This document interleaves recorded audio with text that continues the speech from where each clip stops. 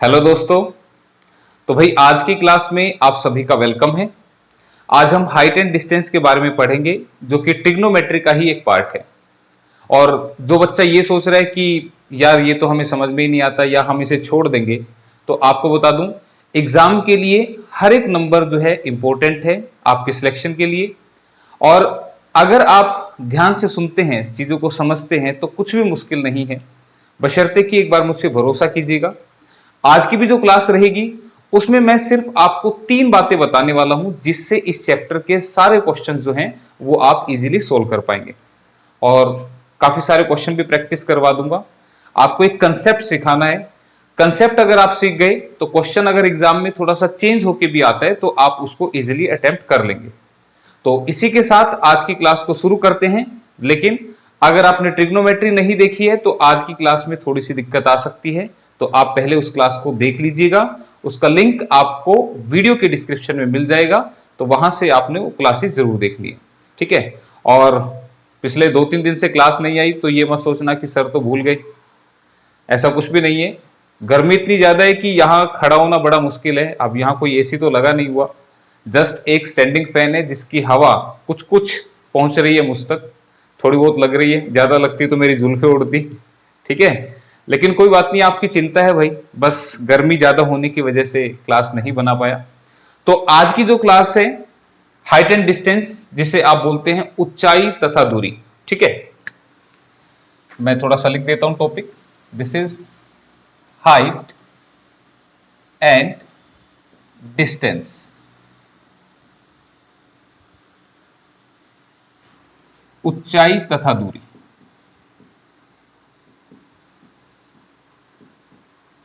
तो थोड़ी सी बेसिक बातें मैं एक बार बता दूं इसकी। ऐसा इसलिए क्योंकि स्टेटमेंट बड़ी है, सॉल्यूशन छोटे छोटे हैं, ठीक है। स्टेटमेंट समझनी भी जरूरी है। तो कैसे समझ में आएगी? इन स्टेटमेंट्स के अंदर आपको 2 वर्ड मिलेंगे।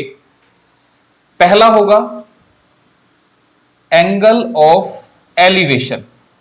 जो इंग्लिश में स्टेटमेंट पढ़ेंगे उनको एंगल ऑफ एलिवेशन दिखेगा, हिंदी वालों को यह दिखेगा उन्नयन कोण, ठीक है। क्या होता है मैं अभी एक्सप्लेन करूंगा, उन्नयन कोण, ठीक है। और एक दूसरा दिखेगा यहां पर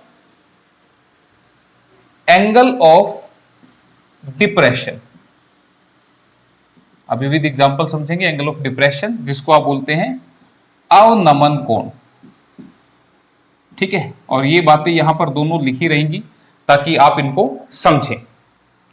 देखो सबसे पहले यहां पर लिखा है एंगल ऑफ एलिवेशन, उन्नयन कोण क्या होता है, ठीक है। अब इसको समझें कैसे।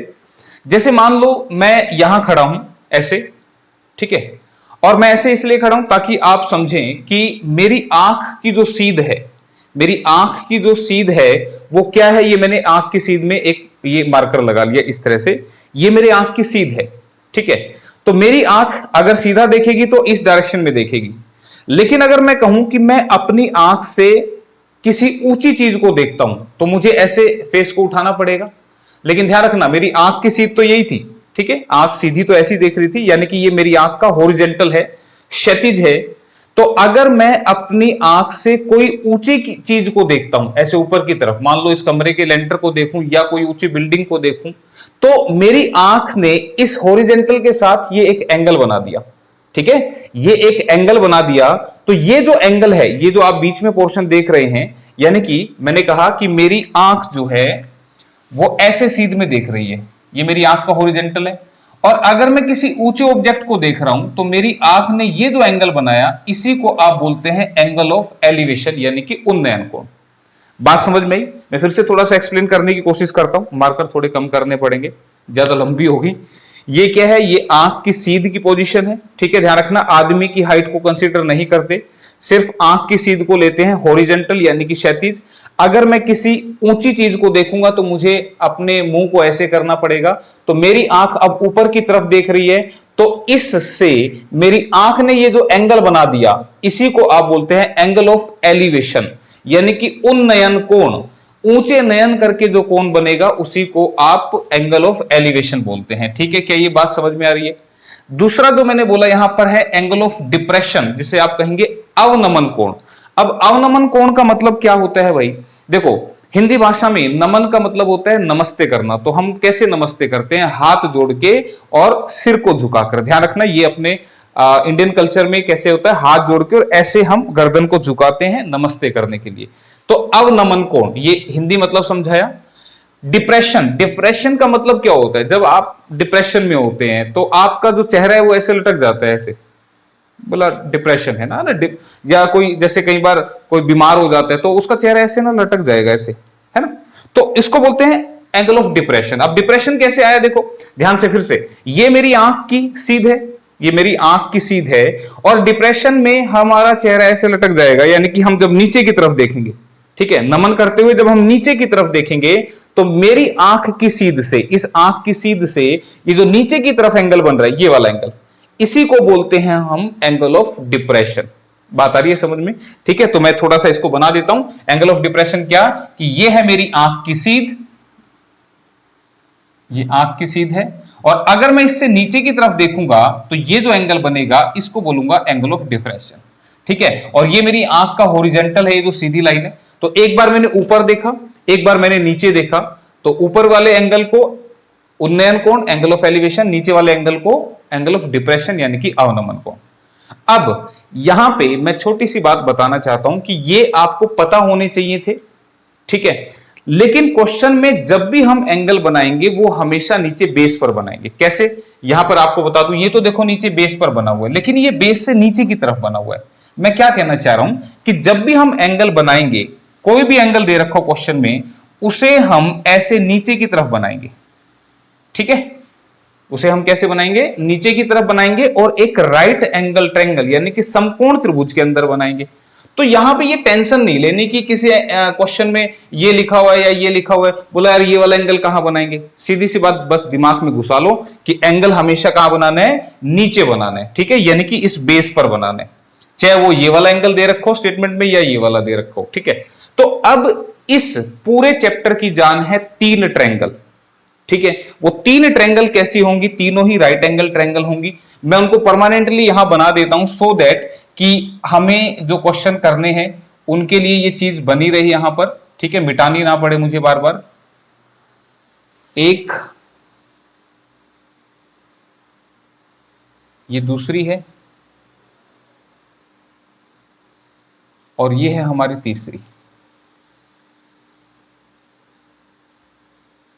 ठीक है। ये 3 राइट एंगल ट्रायंगल यहां पर हम बनाएंगे। इन्हीं को आपने सीखना है, जिसको समझ में ये आ गई उसके समझ में सब कुछ आ गया। पहले वाली जो ट्रायंगल है, देखो ये राइट एंगल ट्रायंगल है, ये परपेंडिकुलर है लंब, ये आधार बेस, और ये हाइपोटेनस यानी कि कर्ण। अगर किसी क्वेश्चन में एंगल होगा 30 डिग्री, ठीक है, तो आपने ये लेना है 1, ये लेना है √3 और इसे लेना है पाइथागोरस थ्योरम से 2। मैं भी समझा दूंगा ये सारी बातें, बस ये 3 ट्रायंगल भेजे में बिठा लो। अगर एंगल है 45, 45 की वजह पहले ना 60 वाला बना देता हूं, ठीक है ना, कोरिलेट करवा दूंगा, याद भी अभी साथ के साथ हो जाएंगे। अगर एंगल है 60 डिग्री तो यहां लेना है √3, यहां लेना है 1 और यहां लेना है 2। और अगर किसी क्वेश्चन में एंगल दे रखा है 45 डिग्री तो भाई ये होगा 1, ये होगा 1 और ये होगा √2, ठीक है। ये 3 ट्रायंगल भेजे में बिठा लो। कैसे बनी, क्यों बनी, वो मैं थोड़ा सा एक्सप्लेन यहां करता हूं कि अगर किसी क्वेश्चन में एंगल ये 30 डिग्री दे रखा है तो आपने इसको 1 लेना है, इसको √3 लेना है, और पाइथागोरस थ्योरम से ये वाली साइड अगर निकालेंगे तो पाइथागोरस कहती है इसका स्क्वायर प्लस इसका स्क्वायर और फिर इसका रूट कर दो। तो 1 का स्क्वायर 1 बनेगा और इसके स्क्वायर से रूट कटा, ये 3 बना, 3 और 1 4, 4 का रूट कितना बनता है 2। तो ध्यान रखना ये 1 ये √3, तो फिर ये कितनी होगी 2 होगी, इसलिए यहां पर ये लिखिए, ठीक है। तो 30 डिग्री आए तो सामने 1 लेना है, लेकिन जब 60 डिग्री आ जाए तो ध्यान देना ये वैल्यूज देखो इंटरचेंज की हुई है ना, ये वैल्यू इधर 1 था, इसमें नीचे लिख दिया, इसमें √3 को इधर लिख दिया, ठीक है। तो याद रखना अगर एंगल छोटा है तो एंगल छोटा है तो सामने छोटी वैल्यू आएगी, और एंगल अगर बड़ा हो गया यानी कि 60 बड़ा हो गया ना, तो 60 अगर बड़ा है तो फिर यहां भी बड़ा है। √3 जो होता है वो 1 से बड़ा होता है, √3 को अगर आप सोल्व करोगे तो ये देगा 1.732, ठीक है, ये आंसर आएगा। तो छोटा एंगल तो छोटी वैल्यू, बड़ा एंगल तो बड़ी वैल्यू, और पाइथागोरस थ्योरम से ये 2 आएगी दोनों में, ये ध्यान रखना है। और तीसरी ट्रायंगल जब यहां पर 45 डिग्री का एंगल बनेगा तो भाई ये भी 1, ये भी 1, और पाइथागोरस थ्योरम से ये बनेगा 2। ठीक है, अब ये जो बात हो गई, ये एंगल जो हमने यहां पे लिए हैं इनके अकॉर्डिंग ये वैल्यू कैसे लगा दी, यहां पर मैं इसको डायरेक्टली अभी 2 लिख देता हूं। ये वैल्यू कैसे रखी गई है यहां पर, ये बेसिकली जब हमने ट्रिग्नोमेट्रिक टेबल पढ़ी थी, ठीक है, ट्रिग्नोमेट्री में पढ़ी थी ना, तो उसके हिसाब से अगर आप किसी भी एंगल पर ये वैल्यू लगाएंगे तो ये सेटिस्फाई करेंगे। कैसे, जैसे मान लो मैं तुम्हें कहूं कि sin 30, तो तुम कहोगे sin 30, मैंने टेबल देखनी बताई थी, कितनी होती है 1/2, sin 30 होता है 1/2। ठीक है, तो sin 30 1/2 होता है, तो साइन होता है ये बटे में ये। क्यों भाई, क्या साइन परपेंडिकुलर अपॉन हाइपोटेनस था, बताया था मैंने, तो इसका मतलब ये 1 हो गया, ये 2 हो गया, तो ये वाली वैल्यू सेटिस्फाई कर रही है यहां पर। अब किसी को लगे बोला सर साइन के साथ ही क्यों ले रहे हो आप, कोस के साथ क्यों नहीं लेते, तो आपको बता दूं cos 30। अब cos 30 देखने के लिए मैंने बताया था cos 30 वही होगा जो sin 60 पे होगा, तो sin 60 कितना होता है √3/2। ठीक है, cos 30 क्या होगा √3/2। ठीक है, तो √3/2, तो cos क्या होता है बेस बटे में हाइपोटेनस, यानी कि बेस है √3 और हाइपोटेनस है 2, तो देखो √3/2 सेटिस्फाई हो रही है। अगेन ये सभी एंगल्स के लिए सेटिस्फाई होगी, तो अगर आप टेंजेंट में भी लेते हैं तो टेंजेंट 30 मैंने आपको बताया था दिस इज 1/√3। टेंजेंट 30 टेबल में अगर आप देखेंगे तो 1/√3 होता है। इसका मतलब टेंजेंट होता है परपेंडिकुलर अपॉन में बेस, यानी कि ये बटे में ये। So if this is 1, this is √3। तो हर एंगल के लिए ये जो मैंने राइट एंगल ट्रायंगल बनाई है, ये हर फंक्शन के लिए, सॉरी हर एंगल के लिए नहीं बोलना चाहिए, हर फंक्शन के लिए, साइन के लिए, कोस के लिए, टेंजेंट के लिए, हर फंक्शन के लिए इस एंगल पर ये वैल्यू जो है सेटिस्फाई हो रही है। इसी तरह से आप 60 भी चेक कर सकते हैं, 45 भी चेक कर सकते हैं, ये सेटिस्फाई होंगी। ठीक है, तो अब आते हैं निचोड़ की तरफ कि मैंने अभी तक क्या बताया कि आपको जो क्वेश्चन दिए जाएंगे उसमें आपने जस्ट एंगल के हिसाब से क्वेश्चन को करना है, और एंगल कोई भी दे रखा हो लेना आपने नीचे ही है, यानी कि आपने बनानी राइट एंगल ट्रायंगल ही है, और उसके हिसाब से अब क्वेश्चन को करना कैसे है कंपेयर करके वो मैं आपको सिखा देता हूं। पर याद रखना 30 है तो सामने 1, इधर √3 और इधर 2, 60 होने से यहां √3, यहां 1 और यहां 2, और 45 में 1 1 √2। सो इसी के साथ पहला क्वेश्चन आपके सामने स्क्रीन पर आ चुका है। ठीक है, तो एक बार स्टेटमेंट पढ़ते हैं ध्यान से। किसी मीनार की छाया इसकी ऊंचाई की √3 गुनी है, तो मीनार के शीर्ष का उन्नयन कोण क्या है। अब ध्यान से समझना, यहां क्या बोल रहे हैं कि कोई एक टावर है, कोई एक मीनार है, ये हमने कोई ले लिया एक टावर, टावर बोलो मीनार बोलो, ठीक है, इसकी छाया है, तो छाया इधर भी हो सकती है इधर भी हो सकती है, कोई दिक्कत नहीं है, वो डिपेंड करता है कि लाइट किधर से आ रही है। अगर लाइट इधर से आ रही है तो छाया इधर की साइड बनेगी, ठीक है, अगर लाइट सिर के ऊपर से आ रही है तो छाया बिल्कुल हमारे नीचे बनेगी। ठीक है, तो ये सूर्य देवता है या लाइट मान लो, और ये परछाई है। ठीक है, तो ऐसे जैसे जैसे सूरज घूमेगा तो ऐसे ऐसे छाया भी जो है वो घूमती रहेगी। तो क्वेश्चन में क्या कह रहा था कि एक टावर की जो परछाई है, तो परछाई हमने इधर बना ली, इधर भी बना सकते हो, कोई दिक्कत नहीं है। तो कह रहा है कि जो टावर की छाया है इसकी ऊंचाई की √3 गिना है, यानी कि बात किसकी हो रही है, छाया की। ये छाया है, ये परछाई है इसकी, तो इस टावर की जो छाया है वो इसकी ऊंचाई की √3 गुनी है। इसका मतलब अगर ऊंचाई 1 है तो इसका √3 कर देंगे तो ये इसकी छाया की लंबाई आ जाएगी। ध्यान रखना ये बातें, अगर ये सही नहीं बना तो आंसर भी सही नहीं आएगा। मीनार की छाया, यानी कि बात छाया की हो रही है, तो छाया कहां होगी, यहां होगी, पहली बात तो। ठीक है, इसकी ऊंचाई की, इसकी हाइट की √3 गुना, यानी कि अगर ये 1 है तो ये √3 होगी, ये x है तो ये √3x होगी। तो मीनार के शीर्ष का उन्नयन कोण, यानी कि यहां से अगर मैं मीनार के टॉप को देखूंगा तो ये जो एंगल बनेगा ये कितना बनेगा। तो मैंने कहा एंगल आपने हमेशा यहां बनाना है, आप ऊपर देखो या नीचे देखो, ठीक है, कोई फर्क नहीं पड़ता। तो एंगल कितना बनेगा, तो तुम मुझे बताओ, यहां 1 यहां √3 किस में होता है, जब यहां पे 30 डिग्री होता है। So answer is option number B. तो देखो क्या बिल्कुल फ्री का नंबर नहीं था, है ना, कोई मुश्किल है, बस ये 3 ट्रायंगल याद रखनी है। ठीक है, तो फर्स्ट क्वेश्चन आपका हो गया। इसी के बाद अगले क्वेश्चन को देखिएगा, ध्यान से पढ़िएगा, और राइट एंगल ट्रायंगल बनानी है बस। यदि किसी लड़की की प्रतिछाया उसकी ऊंचाई के बराबर है तो सूर्य का उन्नयन कोण क्या होगा। यानी कि अगर ये कोई एक गर्ल है, if this is a girl, और ध्यान रखना गर्ल को ऐसे स्ट्रेट लाइन ही लेना है आपने, ठीक है। तो जो भी ऑब्जेक्ट होगा उसको एज ए स्ट्रेट लाइन ले। तो अगर कोई लड़की है, उसकी जो छाया है, जितनी हाइट की लड़की है उतनी ही इसकी छाया है। यानी कि अगर ये एक हाइट की है तो इसकी छाया भी एक हाइट का है। तो यहां कह रहा है सूर्य देवता का जो एंगल बन रहा होगा, यानी कि सूर्य देवता किस पोजीशन पर होंगे कि ऐसा हो जाए, यानी कि जितनी लंबी लड़की है उतनी ही लंबी इसकी हाइट हो जाए। तो सूर्य का उन्नयन कोण, यानी कि यहां से अगर मैं सूरज की तरफ देखूंगा तो सूर्य देवता किस एंगल पर होंगे, तो ऐसा आपको पता है सेम होता है 45 डिग्री पर। So answer is 45 degree, option number B again, ठीक है। क्योंकि 1 किस में होता है, जब एंगल 45 होता है। तो देखो फ्री के नंबर हैं, ठीक है, तो डरना नहीं है बिल्कुल भी, पहली बात तो ये हो गया क्वेश्चन। इसके बाद फिर अगले क्वेश्चन की तरफ बढ़ चलते हैं भाई। नेक्स्ट क्वेश्चन, स्टेटमेंट बस ध्यान से पढ़ा करो, गलत बना डायग्राम तो आंसर गलत। 125 मीटर ऊंची मीनार से किसी कार का अवनमन कोण 45 डिग्री है, तो कार मीनार से कितनी दूरी पर है। ध्यान रखना कोई एक मीनार है, कोई एक टावर है जो कि कितना है 125 मीटर, ठीक है। ये टावर 125 मीटर का है। किसी कार का अवनमन कोण, इसका मतलब कोई यहां से उस कार को देख रहा है, कोई कार खड़ी है यहां पर, उस कार को देख रहा है, तो कार को देखेगा तो नीचे देखेगा। तो अब ये जो एंगल बनेगा, तो मैंने कहा नीचे देखे मीटर देखे, एंगल कहां बनाना है, यहां पर बनाना है नीचे की तरफ, ठीक है। यहां पर वो कार खड़ी है इस पॉइंट पर।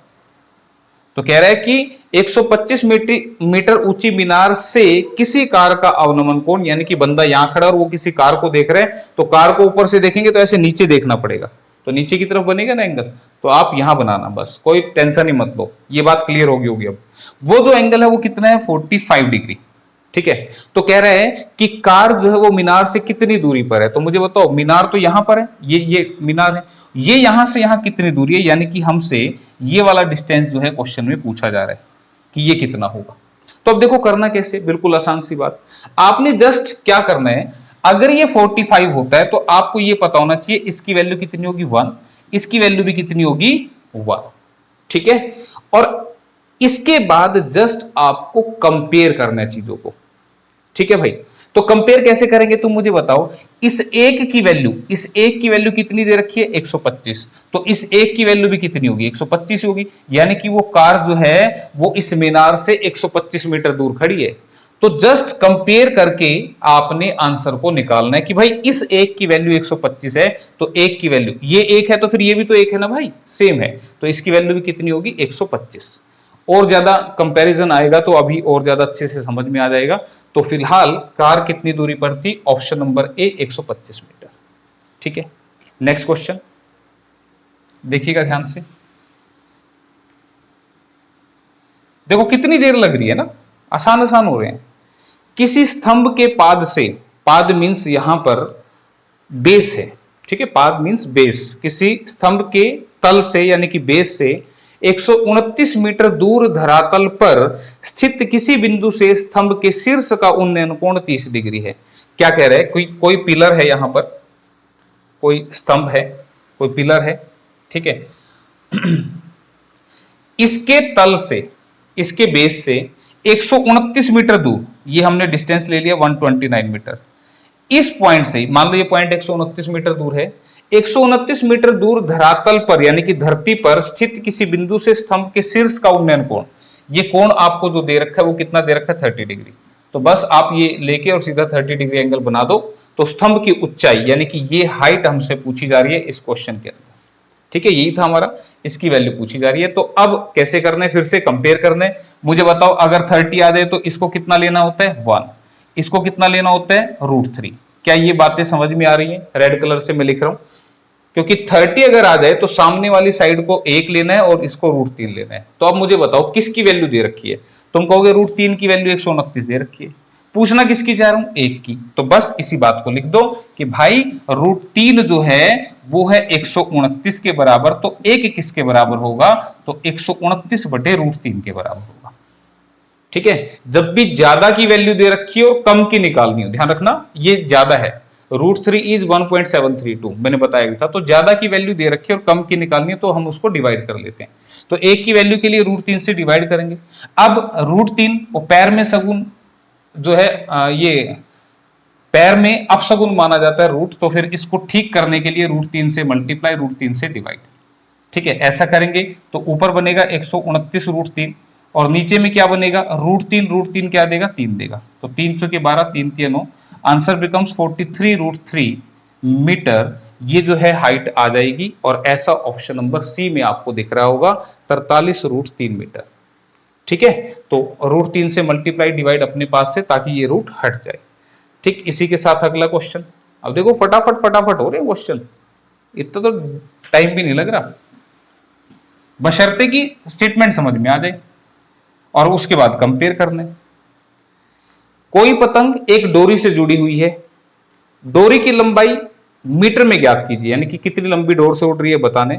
जब पतंग की ऊंचाई 90 मीटर है और डोरी जमीन के साथ 30 डिग्री का कोण बनाती है, तो 30 डिग्री। अब देखो अभी तक मैं सारी स्टेटमेंट समझा रहा था, अब सीधा क्या है 30 डिग्री एंगल देखा तो तुमने सीधा ही राइट एंगल ट्रायंगल बनानी है 30 डिग्री के साथ। देखो क्या ये बात समझ में आई है? अब फास्ट कैसे हो रहा है, धीरे धीरे। ठीक है, अब उसने कहा कि कोई पतंग जो है वो उड़ रही है और पतंग 90 मीटर ऊंची उड़ रही है। तो मुझे बताओ ये पतंग है यहां पर, ठीक है, दिस इज अ काइट, और ये पतंग उड़ रही है 90 मीटर ऊंची, धरती से ही तो देखेंगे ना कितनी ऊंची उड़ रही है। तो मुझे बताओ डोर कहां पर है, डोर कहां है? ये है डोर, ये है इसकी डोर, यानी कि जिस धागे से वो उड़ रही है ये है वो डोर, मांजा। ठीक है, इससे ये उड़ रही है, क्योंकि ऐसे तिरछी उड़ाएंगे ना, है। अब ये मत बोला बोला जी हम तो उड़ाते उड़ाते हैं सिर पे भी ले आते हैं ठीक है, लेकिन यहां पर ये ऐसे तिरछी उड़ रही है, तो ये डोर है यहां पे। ठीक है, तो कोई पतंग डोरी से जुड़ी है तो डोरी की लंबाई ये हमसे पूछना है कि पूछ रहा है कि डोर कितनी लंबी होगी। जब पतंग की ऊंचाई 90 मीटर है और एंगल जो है वो 30 डिग्री का है, तो अब इसके हिसाब से कंपेयर करो। कैसे? मुझे बताओ 30 है तो फिर इसकी वैल्यू 1 होगी, इसकी वैल्यू √3 होगी और इसकी वैल्यू होगी 2। ठीक है, यही वैल्यू थी। अब दिया कौन सा हुआ है 1 की वैल्यू 90 दे रखे, तो 1 किसके बराबर है 90 मीटर के बराबर, तो 1 90 के बराबर है, तो पतंग की डोर है 2, तो 2 की वैल्यू कितनी बनेगी 1 90 है तो 2 मिलके क्या बना देंगे 2 गुना 90, यानी कि 180 मीटर। तो आंसर कितना बनेगा 180 मीटर। और लिखा हुआ है साफ साफ, देखो दिखा दो तुम्हें ऊपर करके, ऑप्शन नंबर ए में लिखा हुआ। फ्री के नंबर है यार, बस डरना नहीं है तुमने। ठीक है, अब हम इतना पसीना बहा रहे हैं आप लोगों के लिए, मेहनत कर रहे हैं। ठीक है, बस आपसे कुछ नहीं मांगते, सिर्फ एक छोटी सी रिक्वेस्ट करते हैं कि यार क्लास को ज्यादा से ज्यादा शेयर कर दो, ताकि किसी बच्चे का भला हो जाए, जो कोचिंग नहीं ले सकता उसका भला हो जाए। और क्लास अच्छी लगे तो ही लाइक किया करो। ठीक है, कोई दिक्कत आए तो कमेंट किया करो, नहीं तो शेयर किया करो। ठीक है, तो इसी के साथ अगला क्वेश्चन तुम्हारे लिए भाई, ये देखो ध्यान से पढ़ो और वीडियो पॉज करके आंसर करो फटाफट।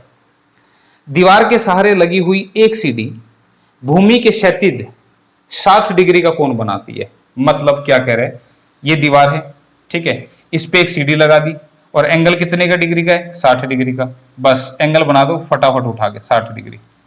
ठीक है, यदि सीढ़ी का निचला सिरा दीवार से 10 मीटर दूर है, अब सीढ़ी कौन सी है, दिस इज लैडर, ये है आपकी सीढ़ी। ठीक है, ये 10 मीटर दूर है दीवार से, यानी कि ये दीवार है आपकी और दिस इज वॉल, दीवार, ये दीवार है, ये सीढ़ी है, ये 10 मीटर दूर है। ठीक है, 60 डिग्री का एंगल है, तो सीढ़ी की लंबाई क्या होगी, तो सीढ़ी कहां पर है, आप किसी को ये सीढ़ी दिख रही है तो भाई ऐसा मत देखो, देखने का नजरिया बदलो, ये सीढ़ी है। ठीक है, क्योंकि सीढ़ी क्या है दीवार के साथ लगाई है, तो ऐसी तो लगाओगे ना दीवार पे, ऐसी जाके टिकेगी वो, तो ये ऐसे टिकी हुई है दीवार के ऊपर, तो इसकी लंबाई पूछ रहा था सीढ़ी की। तो बताओ 60 है तो फिर ये क्या लूं √3, ये क्या लूं 1 और ये क्या लूं 2। बात आ रही है समझ में, क्लियर? तो बस ये वैल्यू अगर आपने ले दी तो मुझे बताओ दिया क्या है, 1 की वैल्यू 10 दे रखी है, तो 1 की वैल्यू 10 है, ठीक है, तो 10 गुना किया तो 2 की वैल्यू कितनी बनेगी, इसको भी 10 गुना 20 कर दो। भाई 1 10 बना रहा है तो 2 20 ही बनाएंगे ना, तो 20 मीटर जो है आंसर आ जाएगा और क्वेश्चन का ऑप्शन नंबर ए आंसर है। ठीक है, अब किसी को लग रहा बोला ये तो बड़े आसान आसान क्वेश्चन ले रखे, पेपर में थोड़ी ऐसे आएंगे, कंसेप्ट तो सीखो, अभी क्वेश्चन आगे और भी अच्छे आएंगे। ठीक है, लेकिन कंसेप्ट ही भेजे में नहीं आएगा तो फिर आंसर भी नहीं होंगे। तो ध्यान रखना, कंपेयर करना सिखा रहा हूं, जो दिया हुआ है उससे कंपेयर करते हैं। 1 की वैल्यू 10 तो 2 की वैल्यू 10 की डबल यानी कि 20 बनेगी। इसी के साथ अगला क्वेश्चन, अब ये एचएसएससी ने पूछा था बिचारों ने, ठीक है, कैसा पूछा है वो मेरे ख्याल से तो मुझे लिखना भी नहीं चाहिए। क्या बता रहा है कि एक सीढ़ी 13 मीटर लंबी है और धरातल से 12 मीटर लंबी एक इमारत की खिड़की तक पहुंचती है। तो भाई सीढ़ी ऐसी पहुंचेगी, ये सीढ़ी जो है वो कितनी लंबी है, 13 मीटर लंबी है, और धरातल से 12 मीटर लंबी यानी कि धरती से 12 मीटर लंबी, ये जो हाइट है ये 12 मीटर दे रखी है, किसकी, 12 मीटर खिड़की, यहां पर कोई खिड़की है, विंडो, ये कोई विंडो लगी हुई है, इस विंडो तक ये पहुंच रही है, ठीक है। तो सीढ़ी के आधार से दीवार की दूरी कितनी है ये आपसे पूछना चाह रहे हैं। अब कुछ एक बच्चे तो सोचेंगे, बोला यहाँ एंगल तो दिया ही नहीं। अरे एंगल नहीं दिया तो क्या बात है, ये राइट एंगल ट्रायंगल तो बनेगी ना। इतनी तो बात समझ में आ रही है कि सीढ़ी जब ऐसे लगेगी दीवार के साथ तो दीवार थोड़ी ऐसे टेढ़ी हो जाएगी, दीवार तो सीधी खड़ी रहेगी। तो ये जो एंगल है, ये जो डिस्टेंस है, ये पूछना चाह रहा है। तो हमने क्या पढ़ा था, पाइथागोरस पढ़ी थी, किसमें, ट्रिग्नोमेट्री में, ठीक है। ट्रिग्नोमेट्री में हमने पाइथागोरस पढ़ी थी, तो पाइथागोरस थ्योरम से ये 13 है, ये 12 है, तो ये 5 है। मैंने आपको एक राम वाले पेज पे लिखवाए थे ट्रिपलेट, तो अकॉर्डिंग टू द ट्रिपलेट ये 5 मीटर है। लेकिन किसी बच्चे के भेजे में नहीं आया हो तो फिर वो पाइथागोरस थ्योरम का इस्तेमाल करेगा और कैसे बताएगा आंसर, वो कहेगा कि 13 के स्क्वायर में से ये 12 का स्क्वायर माइनस करके रूट ले देना, ठीक है भाई। 13 का स्क्वायर, बड़ी साइड के स्क्वायर में से छोटी साइड का स्क्वायर करके रूट ले देना, आपके पास आंसर आ जाएगा। इसको क्या लिखेंगे, 13 प्लस 12, क्योंकि ए स्क्वायर माइनस बी स्क्वायर है, ये 13 माइनस 12 रूट ले देंगे, 13 12 25, 25 का रूट कितना आएगा 5, तो आंसर कितना बनेगा 5 मीटर। तो ऑप्शन नंबर ए, ये एचएसएससी ने पूछा था भाई, ठीक है। अभी एक और आएगा, अच्छे वाला ही पूछा है। एक एक क्वेश्चन मैंने अपने पास से रखा सो दैट कि आप कंसेप्ट सीख जाएं, ठीक है। ये जो मैंने क्वेश्चन इसमें डाले कंसेप्ट को सिखाने के लिए डाले। क्वेश्चन क्या कह रहे हैं कि भूमि के किसी बिंदु से एक पतंग की तनी हुई डोरी की लंबाई 85 मीटर है, ठीक है।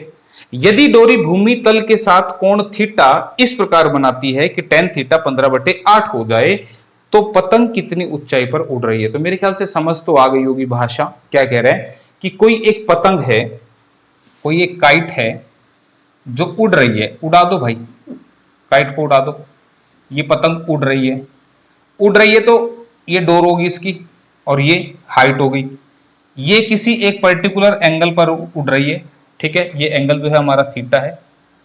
तो अब ये कह रहा था कि पतंग की तनी हुई डोरी की लंबाई 85 मीटर है। तो डोर कौन सी होती है, ये वाली, ये कितनी दे रखी है 85 मीटर।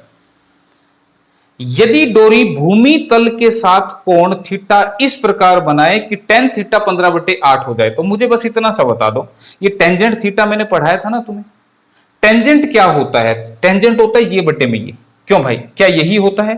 तो इसका मतलब ये कितना है 15, ये कितना है 8, टेंजेंट 15/8 होता है। उसने दिया टेंजेंट थीटा 15/8 अगर है तो इसका मतलब ये परपेंडिकुलर 15 और बेस कितना है 8, ठीक है। ये 15 8, तो मुझे बताओ ट्रिपलेट अगर हम लगाएं तो यहां पर ये कितनी निकलेगी, ये कितनी निकलेगी। तो अगर किसी को ट्रिपलेट याद हो तो भाई ये होगी 17, 8 15 17 का ट्रिपलेट बनाया था। किसी को मालूम नहीं है तो ये कैसे निकलेगा, दोनों छोटी साइड के स्क्वायर को ऐड करके रूट लेना है, दोनों छोटी साइड के स्क्वायर को ऐड करके रूट लेना है। तो 15 का स्क्वायर 225, 8 का स्क्वायर 64, इसको सोल्व करेंगे तो ये बनेगा 289 और 289 का रूट करेंगे तो ये बनेगा 70। तो किसी को ये याद नहीं है 8 15 17 का ट्रिपलेट होता है तो फिर वो ऐसे कैलकुलेट कर ले। अब उसके बाद क्या पूछना चाह रहा था, तो पतंग कितनी ऊंचाई पर उड़ रही है, पतंग कितनी हाइट पर उड़ रही है हमसे पूछना चाह रहा है। ध्यान तो यहां पर एंगल्स नहीं दिए हुए हैं, तो एंगल नहीं दे रखे, तो मुझे बताओ अगर मैं इसके हिसाब से पूछूं तो पतंग तो 15 ऊंचाई पर उड़ रही है, तो 15 की वैल्यू मुझे क्या करनी है, फाइंड आउट करनी है। लेकिन कैसे होगी फाइंड आउट, अब करना पड़ेगा कंपेयर। कैसे, मुझे बताओ 17 की वैल्यू 85 है, 17 से 85 कैसे बन सकता है, जब मैं 5 गुना करूंगा। तो फिर तुम इस 5 को भी 5 गुना कर दो, तो 5 को 5 गुना 15 को 5 गुना कर दो तो ये कितना बनेगा 75 मीटर। इसका मतलब ये हुआ कि जो पतंग है वो 75 मीटर की हाइट पर उड़ रही है, यही वो पूछना चाह रहा था। क्लियर है बात, क्लियर हुई। मैं फिर से थोड़ा सा बताता हूं कि ये 8 था, ये 15 था, ये 15 8 था, तो ट्रिपलेट से मैंने इसको 17 निकाला। 17 की वैल्यू 85 दे रखी है। कब बनेगा 17 से 85? जब मैं 5 गुना कर दूंगा। तो 17 से 85 के लिए 5 गुना किया, तो इसको भी 5 गुना कर देंगे, तो ये 75 मीटर जो है वो हाइट आ जाएगी पतंग की। यही वो पूछना चाह रहा था, कितनी ऊंचाई पर उड़ रही है। इसी के साथ एक टाइप ये भी आती है, हो सकता है क्वेश्चन की स्टेटमेंट थोड़ी कम दिख रही हो, क्योंकि क्वेश्चन जो है वो बड़ा पतला पतला सा लिखा हुआ है, बोल्ड नहीं है। लेकिन मैं जो समझाऊंगा, जो बोलूंगा ना, वो ध्यान से सुनना। बोला एक पेड़ जो है वो हवा से टूट गया है। यदि शीर्ष 30 डिग्री के कोण पर और जड़ से 30 मीटर की दूरी पर जमीन पर अटक गया है, तो पेड़ की ऊंचाई का पता लगाएं। ये क्या बताना बोलना चाह रहा है कि कोई पेड़ है, ध्यान रखना, जो पेड़ है वो बिल्कुल सीधा पेड़ है, ठीक है। ऐसा नहीं कि बोला ऐसा टेढ़ा मेढ़ा पेड़ है, नहीं, ऐसा कोई पेड़ नहीं है, बिल्कुल सीधा पेड़ है, बिल्कुल स्ट्रेट, जैसे सफेदे का पेड़ होता है ना, ऐसे। आंधी आ गई, मौसम खराब था, और ये पेड़ क्या टूट गया। अब देखो पेड़ जैसे ना ऐसे खड़ा था, ऐसे दिखाता हूं, ये पेड़ ऐसे, अब मेरा हाथ यार इसमें जाएगा कैमरे से बाहर। मान लो ये पेड़ था ऐसे, और हवा आई और ये टूट गया, ऐसे तड़क, ऐसे टूटा। टूटने के बाद है ना, ये अलग नहीं हुआ तने से, ये ऐसे ना धरती के साथ टकरा गया, ठीक है, टूट के अलग नहीं हुआ। तो जब ये पेड़ टूटा, तो मान लो यहां से ये टूट गया, और यहां से ये टूट के ये वाला पोर्शन जो है ऐसे नीचे आ गया, डाउन की तरफ, ये ऐसे आ गया। ये पोर्शन यहां से हट के अब कहां आ गया, इधर आ गया। यानी कि इसको फिर से ऐसा कर देंगे तो पेड़ फिर से खड़ा हो जाएगा। और इसने जो है एंगल बना दिया कितना, 30 डिग्री का। कितना बना दिया भाई, 30 डिग्री का। और ये जमीन से 30 मीटर दूरी पे जाके इसको टच कर रहा है। इसका जो पेड़ का जो टॉप पॉइंट है, वो जैसे पेड़ ऐसे खड़ा था ना, ऐसे खड़ा था, ये ऐसे दिखाता हूं, ऐसे खड़ा था पेड़। जैसी हवा ये पेड़ ऐसे टूट गया, टक, ऐसे टूटा, और ये जो शीर्ष है ये यहां पे जाके टकराया। एंगल बनाया कितना, 30 डिग्री का, और धरती से जहां पेड़ लगा हुआ था यहां से ये कितनी दूर जाके टकराया, 30 मीटर पे। तो क्या कहना चाह रहा था, तो पेड़ की ऊंचाई पता लगाएं। पेड़ की ऊंचाई का मतलब क्या, जब पेड़ टूटा नहीं था, ठीक है ना, जब पेड़ टूटा नहीं था, तो पेड़ टूटा नहीं था तो फिर सीधा खड़ा करेंगे तो ये पोर्शन ऐसे आ जाएगा ना, ऐसे। तो इसका मतलब ये पूरी हाइट आपको पता करनी थी, ये ऐसे टूट के नीचे गिरा। तो इसकी और इसकी वैल्यू बतानी है। कैसे बताओगे तुम, मुझे जल्दी से बता दो। ये 30 है तो इसको कितना लें, 1। इसको कितना लें, √3। इसको कितना लें, 2। तो हमें किसकी वैल्यू बतानी है, 1 + 2 यानी कि 3 की वैल्यू बतानी है, क्योंकि यही वो पेड़ है। अगर सीधा खड़ा होता तो ऐसे, ये वाला 2 वाला पोर्शन था ना, ये टूट के ऐसे टकरा रहा है। तो अब तुम मुझे बताओ, यहां गिवन क्या है, √3 की वैल्यू गिवन है, तो मैं कैसे लिखूंगा, √3 की वैल्यू कितनी है क्वेश्चन में, 30 मीटर। √3 इक्वल्स टू कितना, 30 मीटर। तो 1 की वैल्यू क्या होगी, तुम कहोगे 30 बटे में √3 क्या होगी। क्यों भाई, सही है ना। 1 की वैल्यू कितनी होगी, 30 बटे में √3। और मुझे बतानी किसकी है, ध्यान दो, मुझे बतानी किसकी है, 1 और 2, क्योंकि ये पूरा ही पेड़ है। तो 1 और 2, 3 की वैल्यू मुझे बतानी है। तो 30 बटे में √3 गुणा में 3, ये इसका आंसर बनेगा। लेकिन इसको थोड़ा सा सिंप्लीफाई करते हैं। मैंने बोला कि पैर में रूट जो है वो अपसगुन है, तो इसको हटाने के लिए √3 से मल्टीप्लाई, √3 से डिवाइड। √3 मल्टीप्लाई करेगा तो क्या बनेगा, 3 बनेगा। तो इस 3 से ये कट जाएगा, तो आंसर बनेगा 30√3 मीटर। यानी कि जो पेड़ की लंबाई है वो कितनी आएगी, वो आएगी 30√3 मीटर। ये इस क्वेश्चन का आंसर आ गया, ठीक है। ये पूछ रहा था। तो पेड़ की ऊंचाई का पता लगाएं, तो ये पूरी ऊंचाई लेनी है। अब ये मत बोलना कि सर जी ये और ये क्यों ली, 1 + 2, ये टोटल 3 लिया मैंने, क्योंकि पेड़ टूटने से पहले पूरा 3 था, ठीक है। तो इसी के साथ फिर अगले क्वेश्चन की तरफ बढ़ चलते हैं।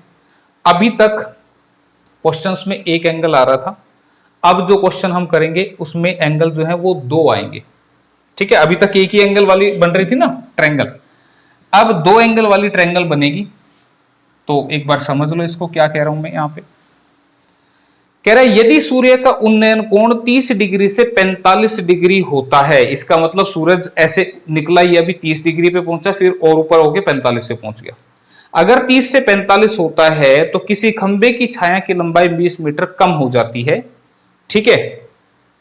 तो कह रहा है कि खंबे की ऊंचाई कितनी होगी। अब ध्यान से इस बात को समझो, ये क्या है, खंबा, ठीक है, ये एक खंबा है, दिस इज अ पिलर। इस खंबे की ये क्या है, छाया है। इसका जो एंगल है, यहां पर अब 2 एंगल है, तो तुमने 2 एंगल बना लेने हैं। अभी तक एक एंगल था, अब 2 एंगल है, तो ये खंबा है, इसके 2 एंगल मैंने ऐसे बना दिए। ये एंगल 30 से 45 होता है। इसका मतलब जितना दूर होगा उतना छोटा होगा, जितना नजदीक जाएगा उतना बढ़ता रहेगा। अगर पिलर के यहां से देखेंगे तो कम होगा, लेकिन जैसे जैसे मैं इस पिलर की तरफ जाऊंगा, ध्यान रखना एंगल जो है वो बढ़ता जाएगा। तो इस बारे में ध्यान रखना है, क्योंकि मैंने कहा था डायग्राम सही बनना चाहिए। तो ये 30, ये 45 और यहां पे ये 90 हो जाते हैं, राइट एंगल बन जाती है। तो कह रहा था खंबे की छाया की लंबाई 20 मीटर कम हो जाती है, यानी कि पहले इस खंबे की छाया इतनी थी, लेकिन जैसे ही एंगल 45 से पहुंचा तो छाया जो है वो 20 मीटर क्या होगी, घट गई। यानी कि छाया पहले इतनी थी, अब छाया इतनी रह गई। तो यहां से यहां मैं कहूंगा ये 20 मीटर क्या डिस्टेंस है, 20 मीटर कम होगी ना छाया, तो ये 20 मीटर का डिस्टेंस है। ठीक है, तो पूछना क्या चाह रहा है, खंबे की ऊंचाई हमसे पूछना चाह रहा है कि पिलर कितना ऊंचा है। अब बड़े ध्यान से समझना, क्या मैं दो कलर का इस्तेमाल करूंगा। कैसे, अगर ये एंगल 45 है तो मैं इसको लाल रंग में लिखता हूं, ये 45 डिग्री है। तो ये वाली साइड कितनी होगी, एक, ये वाली साइड भी कितनी होगी, एक। ध्यान रखना ये एक होगी, और यहां से यहां तक ये भी कितनी होगी, एक होगी, यहां से यहां तक, क्योंकि ट्रायंगल 45 का है ये वाली, ये पहली ट्रायंगल थी, मैंने इस ट्रायंगल की बात करी है। ठीक है, अब अगर एंगल 30 डिग्री है तो ध्यान रखना इसको मैं नीले रंग में ले लेता हूं, if this angle is 30 degree. तो 30 डिग्री कौन सी ट्रायंगल का एंगल है, इस बड़े वाली ट्रायंगल का, ये 30 डिग्री है। तो अगर ये 30 है इस बड़े वाली में, तो 30 के हिसाब से ये होता है 1 और ये होता है √3। क्यों भाई, √3 कहां से कहां तक होगा, ये पूरा। क्या ये बात समझ में आई। अच्छा, मैं ये साइडें क्यों नहीं लेता, क्योंकि इनका इस्तेमाल ही नहीं करना, इसलिए मैं इनको ले ही नहीं रहा। ठीक है, जिसकी जरूरत है सिर्फ उसको ले रहे हैं। तो अब मुझे बताओ यहां पे इस 30 के हिसाब से ये 1 और ये पूरा √3 है। ठीक है, इतनी बात अगर समझ में आ गई, तो हमें गिवन क्या है 20 मीटर। तो मैं 20 मीटर को कैसे लिख सकता हूं, तुम ध्यान दो, √3 में से अगर ये पोर्शन घटा दूंगा तो ये पोर्शन जो बचेगा वो 20 मीटर होगा। ऐसे ही बनाऊंगा ना, इस पूरे में से इसको निकाल दूं तो ये कितना बनेगा, 20। तो मैं कहूंगा कि √3 माइनस 1 की वैल्यू है 20 मीटर, और मुझसे पूछना क्या चाह रहा था, पिलर की हाइट, और पिलर कितना है, 1। नीला लाल दोनों कह रहे हैं कि इसकी लंबाई 1 है, तो 1 की वैल्यू निकालनी है। तो 1 बनेगा 20 बटे में √3 माइनस में 1। ठीक है, √3 माइनस 1, ये पूरा √3 था, इसमें से 1 निकाल दिया, तो ये जो बचा ये किसके बराबर था, 20 के बराबर। 1 की वैल्यू मैंने लिख दी। तो इसको करना है सॉल्व, कैसे करते हैं, रेशनलाइजेशन से। ये बनेगा √3 + 1, √3 + 1, माइनस है तो यहाँ प्लस से मल्टीप्लाई, प्लस से डिवाइड। ऊपर में बनेगा 20 इंटू में √3 जमा में 1, और नीचे एक फार्मूला बनता है क्या, which is a² minus b², a² minus b² which is a minus b and a plus b। देखो नीचे में क्या लिखा हुआ है, a minus b, a plus b, ये लिखा हुआ है ना, यानी कि ये फार्मूला बना कौन सा, a² माइनस b²। तो पूरा लिख रहा हूं भाई, a² माइनस b², स्क्वायर से रूट कटा, तो 3 माइनस 1 कितना बनेगा, 2। तो 20 इंटू में √3 + 1 डिवाइड बाई 2, और इससे काटा 10 पे, आंसर बना 10 इंटू में √3 + 1। सो आंसर इज 10 इंटू √3 + 1। और ऐसा दिख रहा है कहां पे, दिख नहीं रहा क्या, हो गुस्सा हो गया भाई, ये कनेक्टिविटी ब्रेक हो गया आई थिंक। मैं इसको अभी कर देता हूं एक बार, ठीक। वैसे तो लिखा है 10 इंटू में लिखना चाहिए था, 1 मिनट। हाँ जी, तो आंसर ऑप्शन नंबर डी में लिखा हुआ है 10 इंटू में √3 + 1। ठीक है, तो दो एंगल के साथ आए तो भी घबराना नहीं है, लेकिन अगला क्वेश्चन बड़े ध्यान से समझना।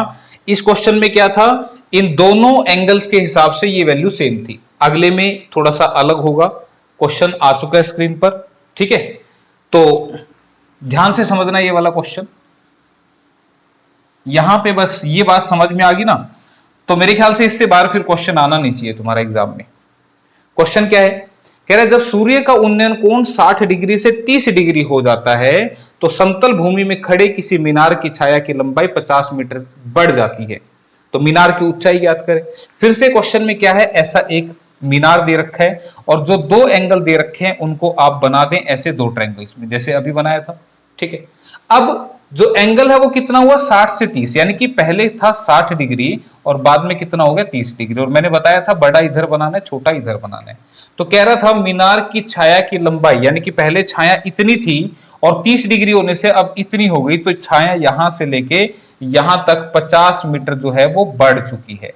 ठीक है, शेडो जो है वो 50 मीटर बढ़ गई। तो मीनार की ऊंचाई ये हमसे पूछना चाह रहा है कितनी होगी। ठीक है, तो फिर से मैं थोड़ा सा उसी तरह से कलर्स का इस्तेमाल करता हूं। ये जो 60 डिग्री है इसको हम रेड ले लेते हैं। तो मुझे बताओ इस ट्रायंगल के अंदर जिसमें मेरा हाथ है ये 60 है, तो फिर क्या ये √3 होगा और ये कितना होगा 1 होगा। कहां से कहां तक, यहां से यहां तक। ठीक है, बताया था मैंने अगर 60 है तो ये √3 है और ये 1 है। ठीक है, ये बात ध्यान रखनी थी, 60 के हिसाब से √3 और ये बात। अब दूसरे को हम ले लेते हैं ब्लू कलर। अगर ये 30 डिग्री है तो 30 डिग्री का मतलब अब बड़ी ट्रायंगल की बात हो रही है। 30 के है तो फिर ये वाला कितना होगा 1 होगा और ये वाला कितना होगा √3 होगा। क्या ये बात भी समझ में आई? √3 कितना होगा ये पूरा, क्योंकि 30 जो है वो बड़े वाले ट्रायंगल में आ रहा है तो ये पूरा होगा। अब तुम देखो हमें ये हाइट बतानी है।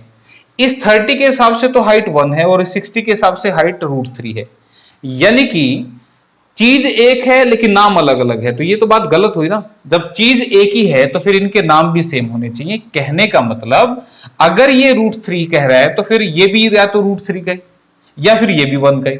ठीक है, मतलब यार ये दोनों को हमें सेम करना है। तो सेम कैसे हो सकती हैं? अगर मैं इसको भी √3 से मल्टीप्लाई कर दूं और इस वैल्यू को भी √3, देखो ब्लू कलर वाली जो वैल्यूज थी, ब्लू कलर वाली मैंने दोनों वैल्यूज को √3 से मल्टीप्लाई कर दिया। ठीक है, सेम नंबर से इधर सेम नंबर से इधर, जिससे कोई फर्क नहीं पड़ेगा। तो अब ये भी √3 बोल रहा है और रेड कलर वाला भी √3 बोल रहा है। लेकिन अब ये कितना बन गया √3 इंटू √3 क्या बनेगा 3। जब हम दो रूट में सेम नंबर्स को मल्टीप्लाई करते हैं तो आंसर बनता है क्या, इनके अंदर का नंबर विच इज 3। तो अब लास्ट स्टेप क्या होता है कंपेयर करने का। तो कंपेयर कैसे करेंगे मुझे बताओ। ये पूरा कितना है 3 और इसमें से अगर ये 1 निकल जाए तो बचेगा कितना 2। ये था 3 में से 1 निकल गया बचा 2 और 2 की वैल्यू ही कितनी है 50। तो 2 किसके बराबर है 50 के बराबर। तो 1 किसके बराबर बनेगा 25 के बराबर। और पूछना क्या चाह रहा था √3 किसके बराबर बनेगा। तो √3 की वैल्यू क्या बनेगी 25√3 मीटर और क्वेश्चन हो गया 16। तो इस क्वेश्चन में जो आंसर है ऑप्शन नंबर ए रहेगा। पहली बात तो ध्यान क्या रखना था, ध्यान बस ये रखना था भाई कि अगर ये वैल्यू, जैसे पिछले क्वेश्चन में मैंने अभी आपको बताया था कि दोनों वैल्यू सेम आ रही थी एंगल के हिसाब से, तो उसमें कुछ भी मल्टीप्लाई नहीं किया था। लेकिन अगर ये सेम नहीं है तो मल्टीप्लाई करके पहले उसको सेम कर लें। ठीक है, और जिस वैल्यू से, जैसे ब्लू वाली से किया था तो इधर भी ब्लू वाली से करना। तो कंपेयर करने के लिए पूरे में से ये निकाल दो, बचा 2 की वैल्यू 50, 1 की वैल्यू 25, √3 की वैल्यू 25√3। तो इसी के साथ ये वाला जो क्वेश्चन है बड़ा छोटा सा जो दिख रहा है, ये आपको बता दो ये आया था HSSC के एग्जाम में। तो एक बार स्टेटमेंट हिंदी में, हिंदी वाले पढ़ लो पहले फटाफट, फिर मैं इसको इंग्लिश में लगा दूंगा।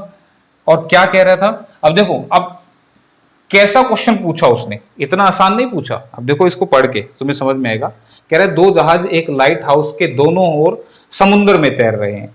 जहाज से लाइट हाउस के शीर्ष का उन्नति कोण क्रम से 30 डिग्री और 45 डिग्री है। यदि लाइट हाउस 100 मीटर ऊंचा है तो दोनों जहाजों के बीच की दूरी जो है वो कितनी है। अब इंग्लिश वाले एक बार इसको पढ़ लें। क्या कह रहा है कि एक लाइट हाउस है। लाइट हाउस क्या होता है, आपने देखा हो समुद्र के बीच में एक पिलर सा होता है जिसके ऊपर लाइट जल रही होती है। वो किस लिए होता है, वो जहाजों को डायरेक्शन देने के लिए होता है, ताकि अब समुद्र में तो इतना बड़ा होता है भटक जाएगा कोई, तो उसको वो डायरेक्शन, अरे सीधे क्यों नहीं लग रही भाई तू, उसको डायरेक्शन देने के लिए क्या होता है एक लाइट हाउस होता है। और ये जो लाइट हाउस है इस क्वेश्चन में वो कितने मीटर ऊंचा है, वो 100 मीटर ऊंचा है। अब इस लाइट हाउस के दोनों ओर जहाज हैं। ध्यान रखना ये जहाज दोनों एक ही साइड भी हो सकते थे, लेकिन ये जो 2 जहाज हैं ये दोनों एक दूसरे के क्या दे रहे, seeing on the 2 sides of a light house the angle. तो 2 साइड दे रहे हैं, तो ध्यान दो यहां पे यही पूछ रहे हैं। देखो 2 जहाज एक लाइट हाउस के दोनों ओर समुद्र में तैर रहे हैं, यानी कि एक शिप यहां पर है और मान लो एक शिप यहां पर है, 2 शिप हैं। तो इनका जो एंगल है इसके टॉप से, लाइट हाउस के टॉप से जो एंगल बन रहा है वो कितना कितना बन रहा है, ध्यान रखना। ये हमारा लाइट हाउस है, this is light house, light LIGHT house, ये लाइट हाउस है। ठीक है, इसके दोनों ओर जहाज है, एक से बन रहा है 30 डिग्री और एक से बन रहा है एंगल कितना भाई 45 डिग्री, ये 45 डिग्री है। ध्यान रखना ये वाला जहाज नजदीक है क्योंकि इसका एंगल बड़ा है और ये जहाज दूर है क्योंकि इसका एंगल छोटा है। लाइट हाउस 100 मीटर का ऊंचा है, तो दोनों जहाजों के बीच का जो डिस्टेंस है, यानी कि हमसे पूछना चाह रहा है कि इनके बीच का जो डिस्टेंस है वो कितना होगा। तो अब इसको मैं फिर से 2 कलर में कर देता हूं। क्या कि अगर ये 30 डिग्री है भाई, तो 30 डिग्री के हिसाब से इस राइट एंगल ट्रायंगल में देखो, ये तो 90 डिग्री बनेगा ना, तो 30 के हिसाब से ये कितना होगा, 1 होगा, ये कितना होगा, √3 होगा। ठीक है, इसमें कोई दिक्कत। अब 45 के हिसाब से भी देख लेते हैं भाई। 45 अगर एंगल है तो ये 1 होगा और ये भी 1 होगा। ठीक है, तो ध्यान रखना ये दोनों वैल्यूज जो है सेम है, सेम नहीं होती तो मल्टीप्लाई करना पड़ता। अब कंपेयर करो, मुझे बताओ किसकी वैल्यू दे रखी है, एक की वैल्यू 100 दे रखी है, इस एक की ले लो चाहे इस एक की ले लो, बात बराबर है। तो एक की वैल्यू क्वेश्चन में कितनी है, 100, एक की वैल्यू 100 है। पूछना क्या चाह रहा है, यहां से यहां तक ये डिस्टेंस पूछना चाह रहा है, यानी कि √3 + 1 की वैल्यू पूछना चाह रहा है। तो √3 + 1 की वैल्यू क्या होगी, दिस इज 100, एक की दे रखी है, ज्यादा की पूछ रहा है, दिस इज 100 × √3 + 1। क्लियर है, क्या ये बात समझ में आ रही है तुम्हें? तो अब ये जो हमारा आंसर है वो ये है 100 × √3 + 1, लेकिन ऑप्शन में देखते हैं क्या लिखा हुआ है। ऑप्शन में जो लिखा हुआ है वो तो पूरे पूरे नंबर लिखे हुए हैं। ठीक है, तो अब इसको कैसे करना है, और ध्यान रखना 2021 में आया था ये क्वेश्चन। तो अब आप इसको कैसे करेंगे, आपको पता हो √3 की वैल्यू होती है 1.732। ठीक है, तो इसको अगर मैं सोल्व करूं तो ये बनेगा 1.73 + में 1, ये कितना बन गया, 100 × 2.73। इसका पॉइंट हटाएंगे तो नीचे 100 आ जाएगा, 100 से 100 कटा तो 273 मीटर ये इस क्वेश्चन के लिए आंसर बनेगा, और ऐसा ऑप्शन नंबर सी में लिखा हुआ है।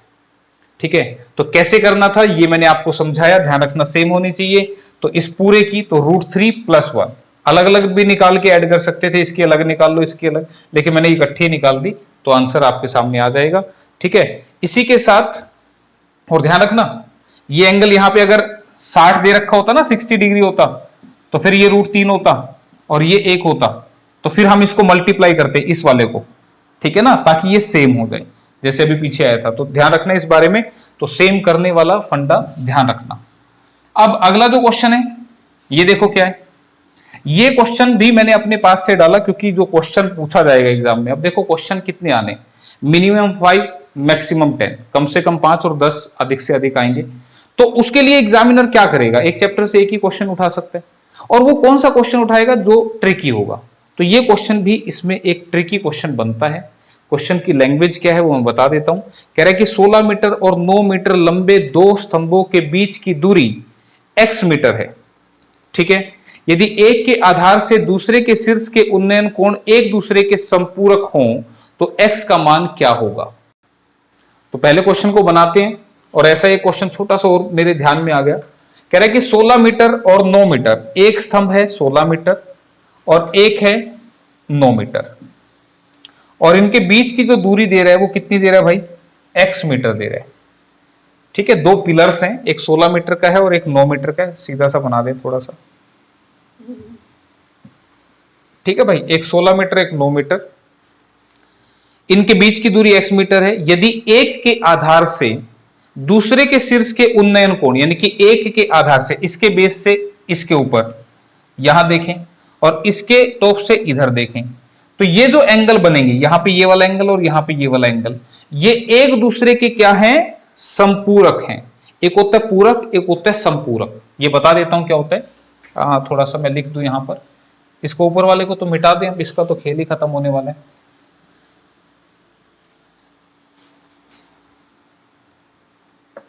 दो तरह से क्वेश्चन देगा, ये संपूरक वाला है, पूरक वाला भी समझाऊंगा। एक होता है पूरक कोण, पूरक कोण को क्या बोलते हैं, कॉम्प्लीमेंट्री एंगल। ज्योमेट्री में पढ़ाऊंगा ये सब, कॉम्प्लीमेंट्री एंगल। ठीक है, अगर दो एंगल्स का जो टोटल है वो हमारा 90 डिग्री हो जाए तो एंगल कैसे होते हैं, पूरक होते हैं। ठीक है, कॉम्प्लीमेंट्री होते हैं। या आप ये भी कह सकते हो, अगर एक एंगल थीटा है तो दूसरा होगा 90 - थीटा। देखो रटने वाली बात नहीं है, मुझे बताओ अगर ये 30 है तो फिर ये 60 बनेगा ना, तभी तो टोटल हमारा 90 बनेगा। जब दो एंगल का टोटल 90 बनेगा तभी एंगल कैसे होंगे, कॉम्प्लीमेंट्री यानी कि पूरक। तो एक एंगल अगर थीटा है तो दूसरा 90 में से माइनस करके मिल जाएगा, इसमें कोई रट्टे वाली बात नहीं। अगर पहला एंगल 20 है तो दूसरा 70 होगा तभी टोटल 90 बनेगा, तो 90 - 20 तो 70 बन जाएगा। उसके बाद संपूरक कोण होता है, संपूरक कोण। संपूरक कोण क्या, जिसको आप बोलते हैं सप्लीमेंट्री, सप्लीमेंट्री एंगल्स। ठीक है, ये अब मैं डिटेल से समझाऊंगा इस क्वेश्चन को, क्योंकि डिटेल लगेगी यहां पर थोड़ी सी, और डिटेल जो मैं अब दिखा रहा हूं यही सारे क्वेश्चंस में लगनी थी, लेकिन मैंने उनको 3 ट्रायंगल्स की मदद से समझाया तो क्वेश्चन थोड़े से आसान हो गए। ठीक है, सप्लीमेंट्री एंगल्स क्या होते हैं? जब दो एंगल्स का जो टोटल है वो कितना हो जाए 180 डिग्री, तो वो एंगल कैसे होते हैं? सप्लीमेंट्री। या भी इस बात को कह सकता हूं कि अगर एक थीटा है तो दूसरा 180 माइनस थीटा होगा। दोनों बातें सही हैं। ये 50 डिग्री का है, अगर ये 50 का है तो 180 में से 50 गया, दूसरा 130 का होगा, तभी 50 जमा 130 180 बनेगा टोटल। ठीक है, तो यहां पे ये कॉम्प्लीमेंट्री, ये सप्लीमेंट्री। तो इस क्वेश्चन में क्या दे रखा था? कह रहा था कि इनके जो टॉप के जो एंगल हैं वो एक दूसरे के संपूरक हैं। ध्यान दो यहां पर क्या लिखा है? कॉम्प्लीमेंट्री है।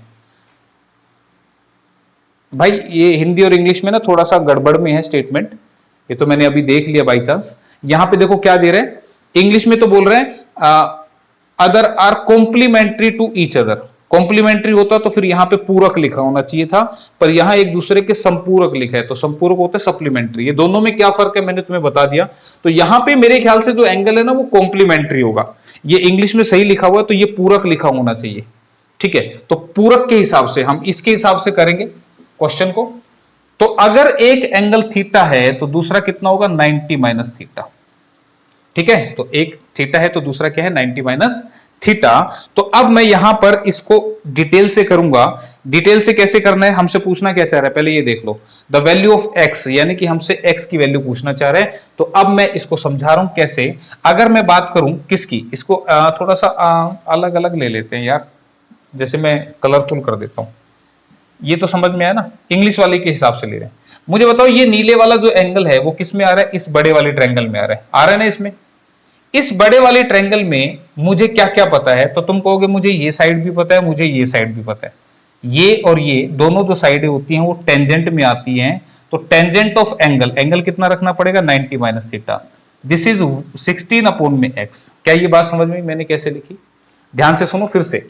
ये बड़ी ट्रायंगल है, इस ट्रायंगल के अंदर ये साइड बटे में ये साइड, यानी कि 16 बटे में एक्स, ये क्या होगा? परपेंडिकुलर बटे में बेस इज इक्वल टू ये वाला एंगल टेंजेंट के साथ। ठीक है, तो टेंजेंट 90 माइनस थीटा की वैल्यू आ गई। सिमिलरली अब मैं बात कर रहा हूं रेड वाले ट्रायंगल की, यानी कि ये थीटा जो है ये इस छोटे वाले ट्रायंगल में आ रहा है, इस ट्रायंगल के अंदर। इस ट्रायंगल में मुझे ये भी पता है, ये भी पता है, तो मैं क्या लिखूंगा?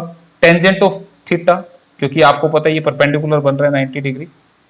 ठीक है, तो ये साइड 9 बटे में x, तो टेंजेंट ये वाला एंगल लगा दिया।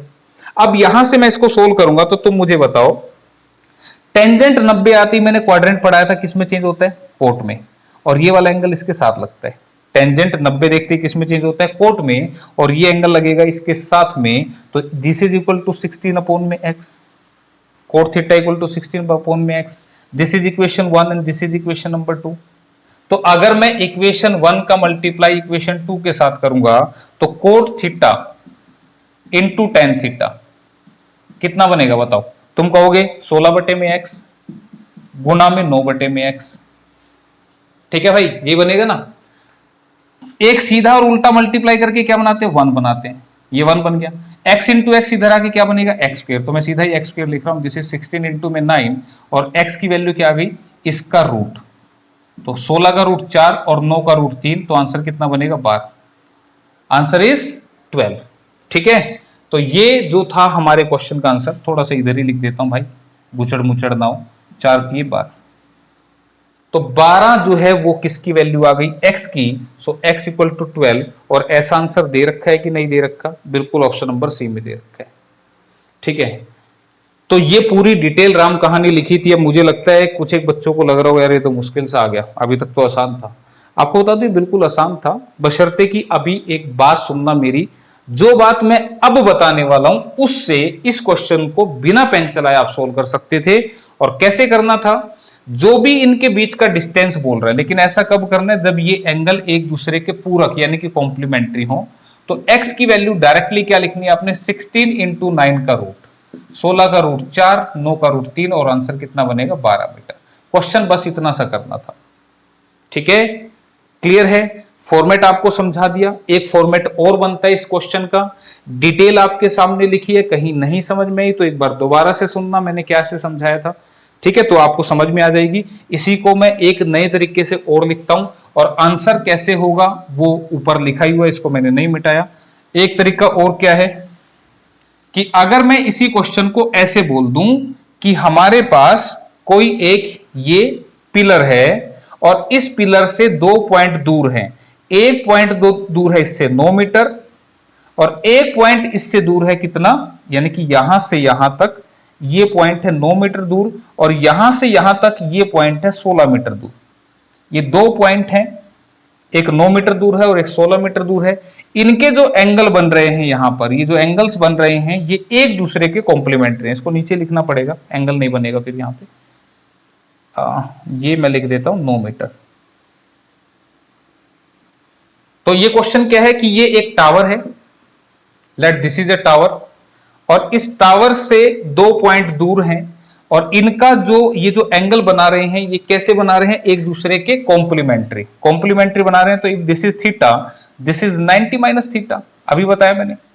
तो ये एक दूसरे के कॉम्प्लीमेंट्री हैं, तो टावर की हाइट कितनी होगी, यानी कि हाइट ऑफ टावर आपसे पूछेगा। तो ध्यान रखना, यहां पे x डिस्टेंस पूछा था, यहां पे हाइट पूछ रहा हूं। तो हाइट का अगर क्वेश्चन आ जाता है तो उस सिचुएशन में भी इन दोनों पॉइंट का जो डिस्टेंस है उसको मल्टीप्लाई करके रूट ले देना और आंसर फिर से कितना बनेगा, 12 मीटर। तो 2 तरह के क्वेश्चन बताए मैंने, एक तो एक टावर से ही 2 पॉइंट ले रखे और दूसरे में दोनों साइड टावर थे और उनके बीच का डिस्टेंस पूछ रहा था, but angle should be complementary. ठीक है, पूरक कोण होना चाहिए, तभी आप ऐसे आंसर कर पाएंगे। तो मेरे ख्याल से ये लास्ट क्वेश्चन था हमारी इस क्लास का, और कहीं पर कोई बात नहीं समझ में आती तो यार एक बार फिर से देख लिया करो, ठीक है, तो समझ में आ जाएगा। ध्यान से सुना करो, और फिर भी दिक्कत आए तो कमेंट करना भाई। ठीक, तो आज के लिए इतना ही करते हैं, मिलते हैं अगली क्लास में एक नए चैप्टर के साथ। थैंक यू, धन्यवाद।